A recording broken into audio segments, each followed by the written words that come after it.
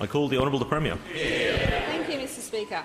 Mr Speaker, I have good news for Queensland today. Today is a double donut day, Mr Speaker, so no new cases of COVID in Queensland. We have 9,877 tests that were conducted over the last 24 hours, and 12,773 vaccinations were done by Queensland Health. So now we have 83.21% of Queenslanders with a single dose of eligible Queenslanders, and 71.60% are fully vaccinated.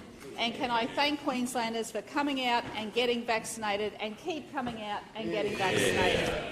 Mr Speaker, I'm happy to advise that due to the excellent rates of vaccination and response to recent outbreaks, restrictions on visits to aged care and hospitals in Gundawindi will lift at noon today. And, Mr Speaker, I have even more good news for Queensland. Schoolies is good to go, Mr Speaker.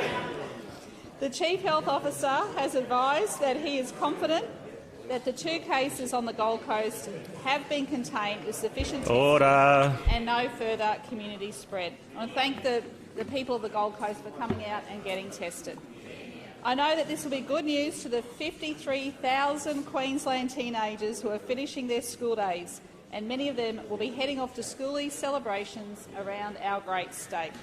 And, Mr Speaker, I want to pay tribute to these inspirational young Queenslanders. Order, members. Order.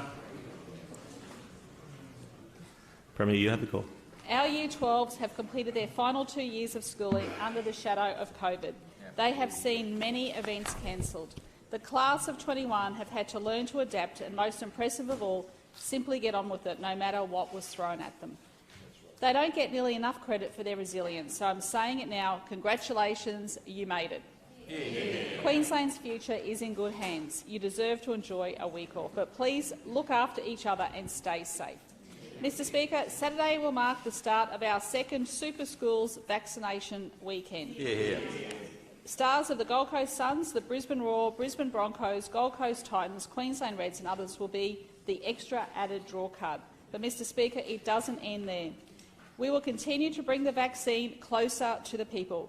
This coming Saturday, a pop-up clinic will operate at the Rockhampton Monster Truck Show, Mr Speaker. And I'm quite sure the member will be there. Are you going to be there? It's a late birthday present.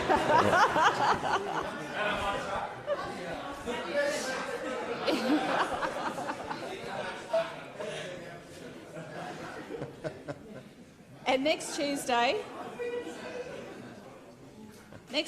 November 23, there will be a vaccination centre at the Eidsvold cattle sale, Mr Speaker. It doesn't get much better than that, Mr Speaker.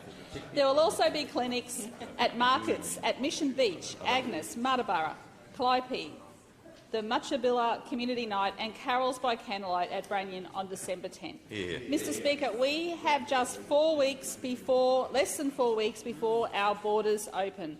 Anyone, and can I stress this, Mr Speaker, anyone who has any questions, and I understand that there are some people out there that do have questions, please go and talk to your local GP, your pharmacist or a health professional at one of our clinics.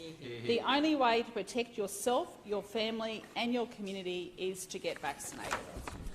Mr Speaker, I'd also like to update the House on how our new schools opening for 2022 school year are tracking. After opening 5 new schools this year, we're investing $200 million to open 3 new schools next year, creating 600 construction jobs. We're not stopping there either. A further $913 million is being spent on 11 new schools to open in 2023 and 2024, creating even more jobs. Official names for the 3 2022 schools have been announced, and current enrolment stand at 104 for Nirimba State School at Caloundra South, expected to grow to 185 by day 1. 130 for Everleigh State School at Greenbank, expected to grow to 220 by day 1, and 120 for Coomera State Special School, expected to grow to 130 by day 1. I am pleased to report that all 3 schools are well on track, ready to welcome foundation students on day 1, 2022. Well done, Minister for Education. Mr Speaker, we've built and opened 18 new schools since 2015 and will continue to invest in our children's education for our growing communities. And I look forward to welcoming the students to one of the new schools on the first day in 2022. Mr Speaker, thanks to our strong health response, Queensland's economic recovery is already well underway.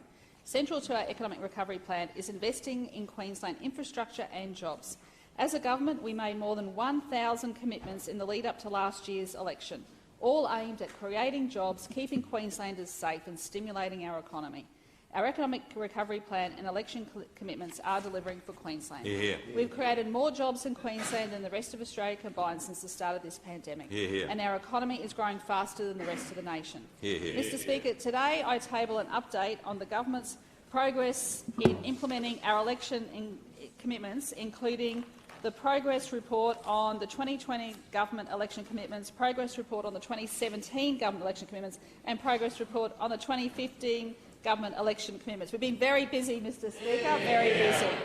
I'm pleased to confirm that we've already delivered 300 of the election commitments that we made last year. That's almost one commitment delivered each and every day since the election, and almost a third of our total for this term. We've delivered on our commitment to develop a climate action plan. We've delivered on our commitment to legalise voluntary assisted dying. We've delivered accessibility upgrades to schools such as Kincora State School and Nambour State College, outdoor learning spaces for Moranbah East State School, Beachmere State School and Windaroo State School. That's in addition to establishing homework centres across 120 primary and secondary schools as part of our $1 billion investment in state education. We've opened 2 new manufacturing hubs in Mackay and the Gold Coast, in addition to the hubs already established in Cairns, Townsville, Rockhampton and Gladstone. We provided free TAFE and apprenticeships to under-25s, and we'll be delivering cybersecurity training operations centres in Cairns and Mooloolaba and a new aquaculture training centre in Cannonvale as part of our $100 million commitment to improve TAFEs across Queensland. We've expanded the ban on single-use plastics to include polystyrene items. We've introduced landmark rental reforms to make it fairer to rent a home in Queensland. And we've built a hybrid radiology and operating theatre at Gold Coast University Hospital, delivered and helped at Wujal Primary Healthcare Centre, and started planning for 7 satellite hospitals across the southeast as part of our record $22.2 billion investment in health. Mr Speaker, we have a strong record of service delivery. We've delivered 93% of the commitments we made in the 2017 election, and I can say with confidence that we're on track to meet our commitments again this term. Finally, Mr Speaker, on Remembrance Day last year, we gathered again at the Shrine of Remembrance along with hundreds who stood respectfully in Ann Street.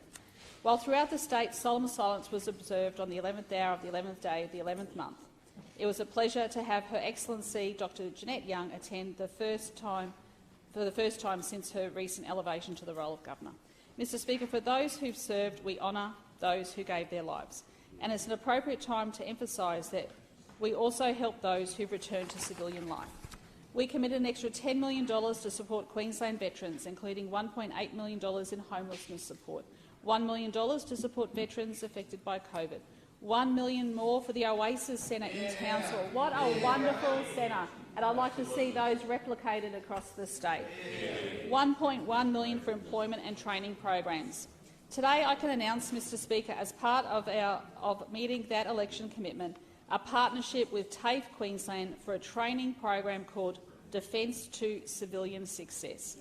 This is $900,000 over 3 years for free TAFE and apprenticeships for up to 300 of our veterans.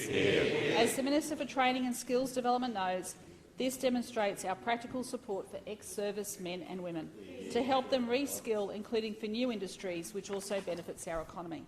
Another $200,000 will be used to promote the training program to veterans and for a new mentorship program to support veterans with employment in the Queensland Public Service. Over the past 3 years since we launched the Veterans Employment Pathway, 885 veterans have found work in our government. That's because we value the contribution veterans make in our public service after their commitment to our state through conflict and peacekeeping missions, cyclones, fires and floods. Today we also show how we value our ex-servicemen and women with this new $900,000 training program with TAFE, which is ready to accept applications. Mr Speaker, our veterans served us. Now we can do what we can to help them in the next phase of their really important lives. I call the Deputy Premier. Mr Speaker, The Palaszczuk government is determined to ensure